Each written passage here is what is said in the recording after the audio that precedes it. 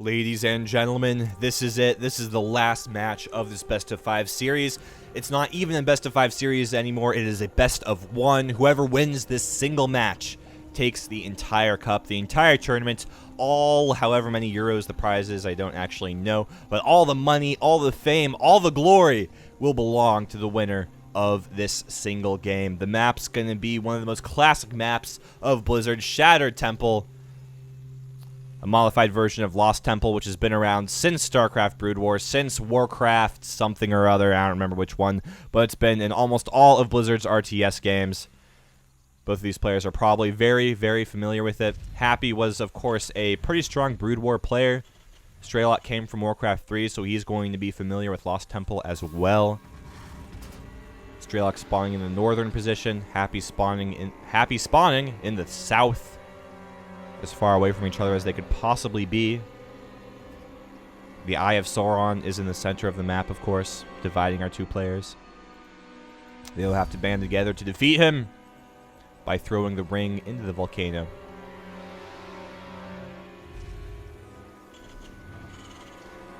To give you guys a little picture of how excited I am, I actually normally, in between casts, I'll go downstairs and refill my water glass. But I actually didn't even do that. I finished the last cast. I threw the video clips into the folder they are supposed to reside in, and then I immediately loaded up this game. No water for me. I'm a man. I'm just so very excited. Both players are going for the standard opening. And this is so interesting because these players have played against each other for 4 games so far. So they have to decide, do I want to do what I know has worked for me 50% of the time and just hope I'm able to execute it well enough that it works again? Or do I start switching things up and try to throw my opponent off tilt? And it looks like Strelok is at least going to deviate from a strategy a little bit, as he's at least getting a Marine before he builds any sort of tech lab or anything like that. So already we see Strelok making small, tiny adjustments to his play. That's interesting. That's okay. I'm not exactly sure why he feels the need to hide it up there, or rather why he need to build it here, make a Marine, then lift up and fly it over there to hide it. But either way, we do see Strelok is obviously switching up his play just a little bit. In the meantime, Happy could still be going for his usual shenanigans, his tomfoolery. We'll have to see. We actually can't quite tell. And yes, he is. There's the hidden factory. At this point, you have to ask yourself, is it even worth hiding? I mean, Strelok knows you're going to do it, man. It doesn't need to be that out of the way. Strelok going to be building that Reaper, going for a quicker factory than I believe we've seen in the previous games. Don't cite me on that, I'm not 100% sure, but I feel like that factory is making its appearance just a little bit faster than we have seen previously. We see he's building a bunker at his main also. That does imply that he's going to be going for some pretty serious tech. And of course, the Yellow Terran player will know that if he ever scouts it. If he sees that bunker, he'll know what's going on. Reaper just about to pop out. Gonna lift that barracks up again. Man, that barracks getting its exercise today. It looks like he's gonna build a starport there. Ooh. So Strelok gonna go for some cloaked banshees, it looks like. Ooh. I'm getting excited, ladies and gentlemen. The Artosis nerd chills have in fact entered my body.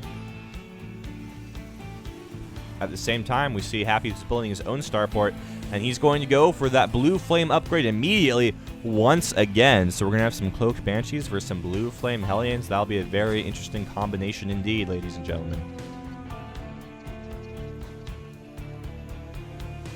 As long as nothing's going on, I think we'll just sit back, start rocking out to that Terran music. The Terran music is, of course, the best music. Hopefully that'll change in Heart of the Swarm. I actually don't know if you guys knew this or cared, but it's pretty cool. Blizzard actually had a different composer compose the music for each race, so it wasn't one composer who was like, this is a Terran song, this is a Protoss song. It was actually completely different composers, so that was actually pretty cool, I thought, as they were trying to make them as diverse sounding as possible. We see that the Banshee is in production. A scan goes down from Happy. I don't think he sees the Banshees, though. He does not see the factory or the starport. Now, while we're up here, does Strelok see any of this? Strelok doesn't know either. Both of these players completely in the dark. This game could get messy, ladies and gentlemen. The first Banshee has come out. Cloak about halfway done. It is moving across the left side of the map. It does not appear as if Happy is going to be able to scout that out. Happy with 2 Blue Flame Hellions in the center of the map and a medevac as well. Going to go for some droppage. And Strelok really doesn't have a lot to defend this. He only has 1 bunker. Of course he has 1 bunker. He only has 1 Marine in that 1 bunker, which is the more important thing. Now he is building some Marines out of this reactor, but it looks like the Blue Flames are going to hit just in time before that happens. Now Strelok is just offshore of Happy's base. There we go. Happy is going to see that Banshee. At the same time, Strelok is revealing his Blue Flame Hellions. They're going to make it into the mineral line. Happy does not have a lot to defend this with, only a couple of Marines and the Vikings. So many SCVs are getting destroyed. At the same time, this Banshee has 0 kills and is already in the yellow. Things not looking good for Strelok at all right now. That Messenger does kill the medevac. However, these Hellions getting so many kills by themselves. There we go. Good micro by Happy, not auto-attacking that Viking. Well, now he is, but he did click on some of those SCVs. If we take a look at the Harvester count now, 8 SCVs for Strelok compared to 26 SCVs for Happy. Happy killed 21 workers in that attack. Oh my goodness.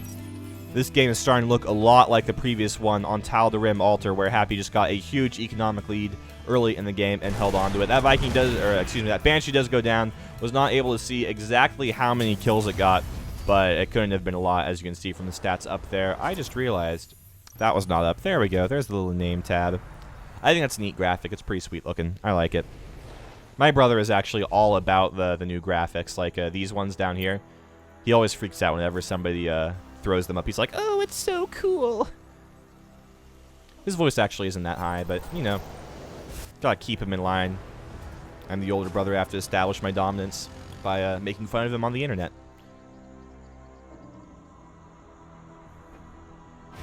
Which is very standard. Happy, building that command center. He knows he's so far ahead, he can just take his expansion. Strelok does have his orbital command up earlier, but it's going to be a while before he's really confident enough to be able to take his natural. For now, he's just going to use it for the minerals and the mules and the SCVs. Just send them over to his main mineral patch over here. Happy with complete map dominance with those Blue Flame Hellions. At this point, looks like Happy might be going for a timing attack. He's building a tech lab on that factory. Probably going to start going for some siege tanks. He is researching stim right now from that tech lab over there. And I have to say, a strong timing attack might just be the thing in this situation that will tip Strelok over. I do want to point out once again, Strelok beat Happy 3-1 in a previous ESL tournament. So if Happy's able to overcome and destroy, not really destroy Strelok, it's pretty close, but defeat Strelok 3-2, that would be very impressive indeed. It would show his growth as a player. Strelok actually going to be expanding before Happy. Happy hasn't quite gotten that orbital command out there. And oh, there's Blue Flames, there's Blue Flames. Go look at the Blue Flames. Blue Flames are killing all sorts of things. Now Strelok is not lining up his SCVs or anything like that, so that's very smart of him. But oh, both mules getting taken out in an instant. Okay, Marines start dying as well. Lots of Marines coming forward, but they're all getting roasted. The siege tanks can't get around in time. Oh my goodness, Happy controlling those Blue Flame Hellions so terribly well. More Marines getting destroyed. Oh, the humanity of it all. Looks like those Blue Flame Hellions are going to get killed eventually, but oh man, at what cost? Taking a look, 12 SCVs to 35. I'll let you guess who is who. However, oh, I thought these were medevacs. Never mind, this isn't interesting at all. Strelok just has some Vikings flying around doing absolutely nothing. I thought he was going to go for a large medevac drop, but he just does not have the income to be able to do that. Happy pushing out, going to be able to take his natural, even though he hasn't had a natural for nearly as long as Strelok has. He's been doing pretty good on the economy front, just due to the fact of how many more SCVs he has and how many SCVs he has killed.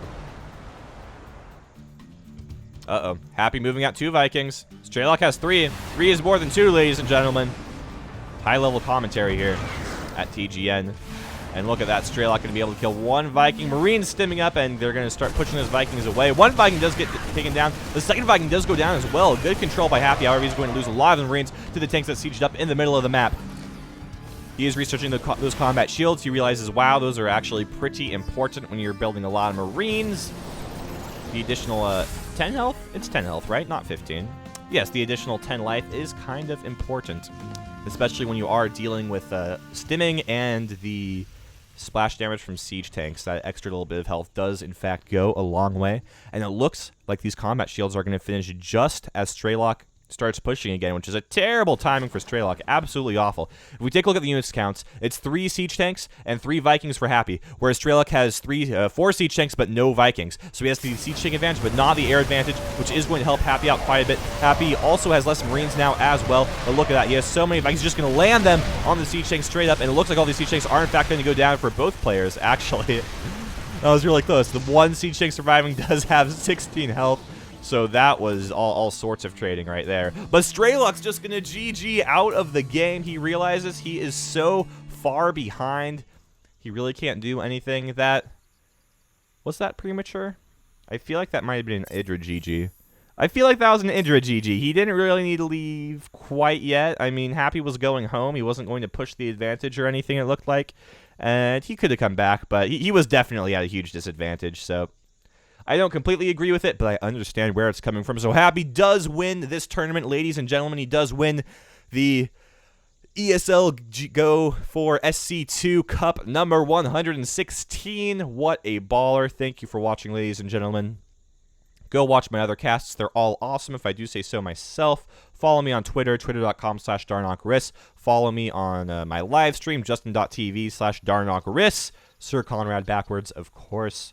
And all that good stuff. And I will be back pretty soon with some more StarCraft 2 content. Thanks for watching, guys. Bye-bye.